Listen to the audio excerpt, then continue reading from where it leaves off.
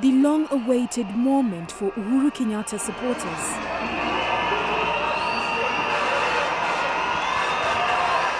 The Jubilee Party leader won the elections by 98%. I, Uhuru Kenyatta, and that I will protect and uphold the sovereignty, integrity, and the dignity of the people of Kenya. So help me God. So help me God. The inauguration comes after months of political twists and turns in the country's fifth general election since independence. 9 heads of states attended the event. Among them were Rwanda's President Paul Kagame, Uganda's Yoweri Museveni, and South Sudan's Salva Kiir, among others. 3 applications that we would like to hear. The The October 26th elections were prompted by a decree from the Supreme Court that nullified results from the initial polls in August. Go to chambers and Opposition leader Raila Odinga dismissed the results, calling it a sham. The National Super Alliance or NASA leader would then urge his supporters to boycott elections in October, eventually changing identity from an alliance to a movement now known as the National Resistance Movement or NRM. The IBC CEO, Mr. Ezra Chiloba, finally made the stunning admission that the Commission was not able to supply all the Forms 34As yet.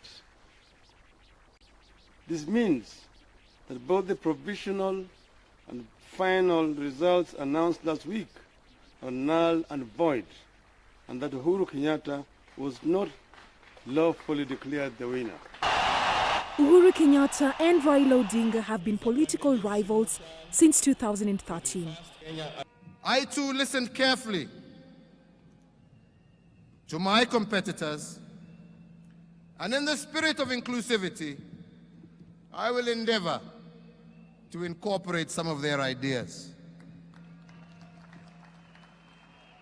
This is because the election was not a contest between a good dream and a bad dream. It was a contest between 2 competing visions. The country is, however, divided along ethnic lines, barring its progression. I think that we are in for a very tough ride in the next 5 years to come. On the reconciliation, I'm not sure if Uhuru is going to call on Raila so that Raila can ask the other half of Kenya to accept that the best thing to do right now is to move on. And I'm not sure what kind of formula he could have, because I think that reconciliation cannot just be a word that now we have reconciled. There has to be clear signs in which citizens see that Uhuru being president doesn't mean that they are left out. And I think Uhuru Kenyatta attempted to do that in his speech, where he said he is the president for all people, those who voted for him and those who did not vote for him. Conflicts in some parts of the country have led to loss of lives. 64-year-old George Lowe mourns his son. He was caught up in political demonstrations. So before I went to the police to report, I just see him in the Facebook, yeah, in the morning of 18th. So I just went out to the city mortuary and they found the body lying there.